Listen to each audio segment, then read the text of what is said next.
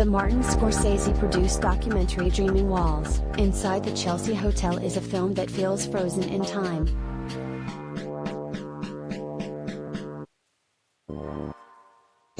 This is a compliment, as it manages to comprehensively capture the history of the iconic Chelsea Hotel in New York in a manner that is quite mesmerizing.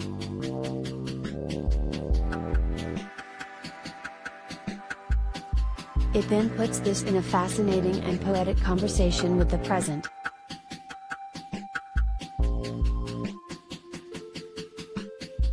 Directed with a delicate hand by Duverdier and Amélie Elmbt, it flaunts the typical conventions of the form to create something almost magical.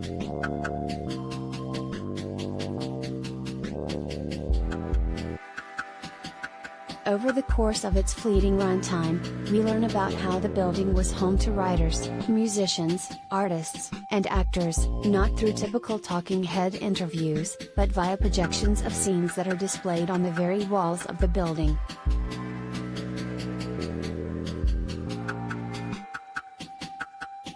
There is plenty of dialogue, though it is dynamic and interwoven into the texture of the setting.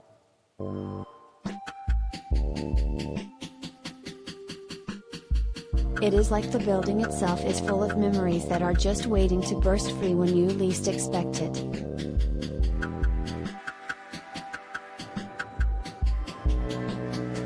You see, even as the building no longer accepts long-term residents, there are many who still live there from before.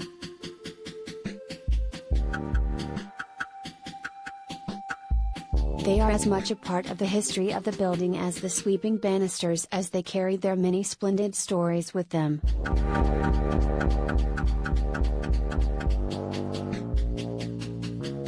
Collider video of the day. The film juxtaposes their day-to-day lives against chaotic construction that has now been underway for some time, a source of tension in the building as many tenants have grown tired of the loud sounds echoing through the building.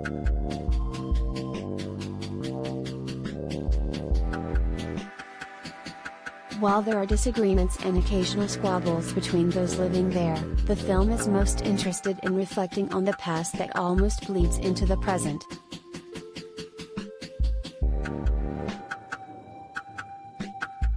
One such moment that is particularly demonstrative of this comes when we are shown archival footage of a woman many decades ago who gracefully dances down the stairs.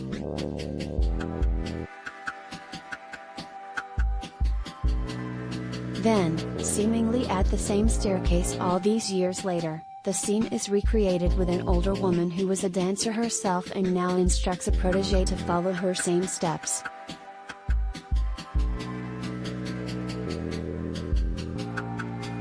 It is done in a way that lets the moment linger, leaving us without anyone to explain or narrate what we should be feeling.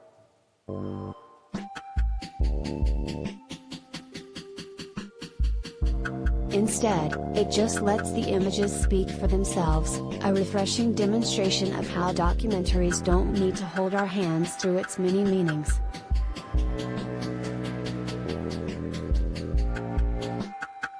It becomes a work of art itself.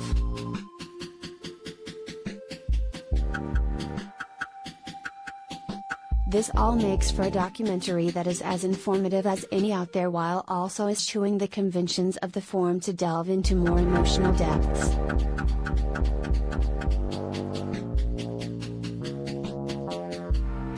Even as someone who loves documentaries and all that they can delve into, they are often solely defined by their subject as opposed to their presentation.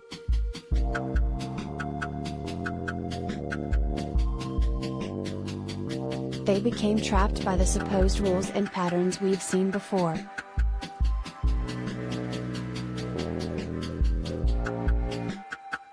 There will be an expert or interviewee that talks for a while, then a cut to B-roll, followed by yet another expert, intermixed with yet more B-roll.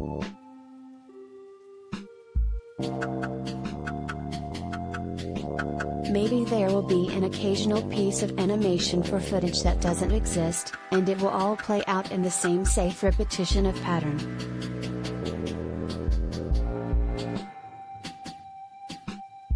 While there has been plenty of valuable, important work done with this means of conversing with the audience, there also is the potential for a different cinematic language.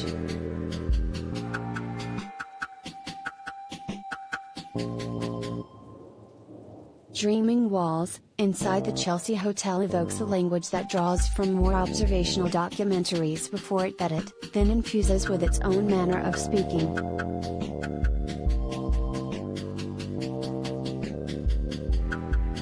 The people and the place become almost intertwined, defining each other in ways that have a collective impact that can't be shaken.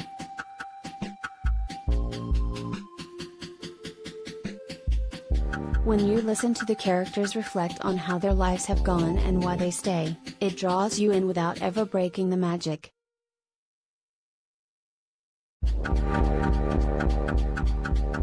It does this by breaking down the artifice between documentarian and subject, turning the camera into more of a quiet observer of the life playing out in this single building.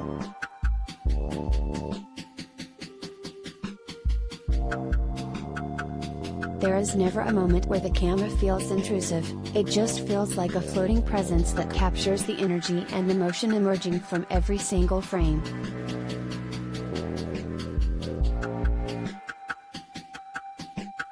Be it in a sweet moment where a tenant is dancing with a good-natured construction worker or in a more somber one where terrible loss strikes one subject, there is just so much life that is overflowing from the film.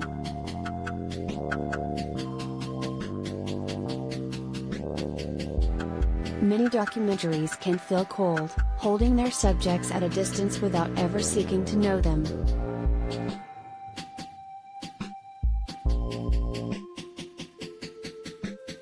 Not only does this film throw that out the window, it places us with them and sits with them with patience that becomes quietly profound.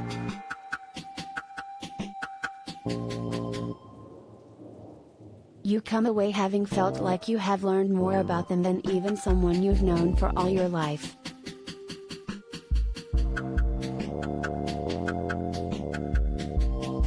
It is an original work about truly original people, a total exploration of their stories in a way that is like a memoir that refuses to be tied down by any greater fealty to the linear.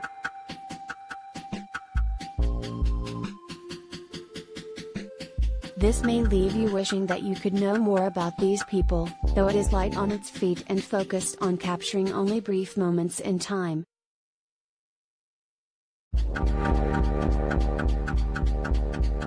That is, after all, what we end up having in life.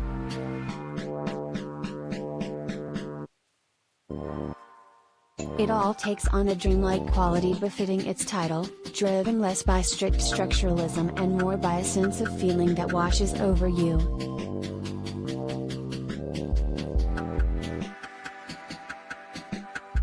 In doing so, it is able to more comprehensively capture both the people and the place with a poetry that pays tribute to their shared history.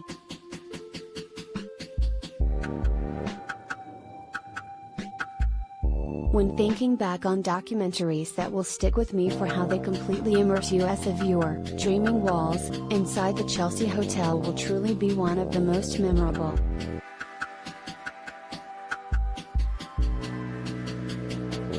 It isn't all suffering and pain, as there are sublime moments of triumph, though it is wrapped up in a greater sense of tragedy that is playing out in slow motion.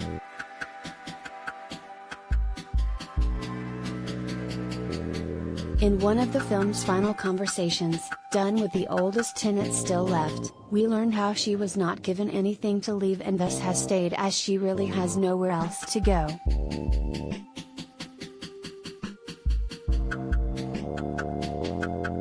It is a stark reminder of the pain that looms over everything, cut with the joy of her looking over a balcony and the documentary providing glimpses back into the past that she would walk through with her camera.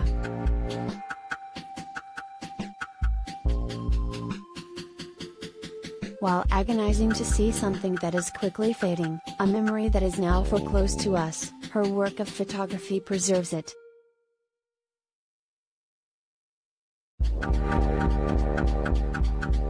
The documentary itself achieves this as well, evolving into an act of preservation in its own right that will forever endure.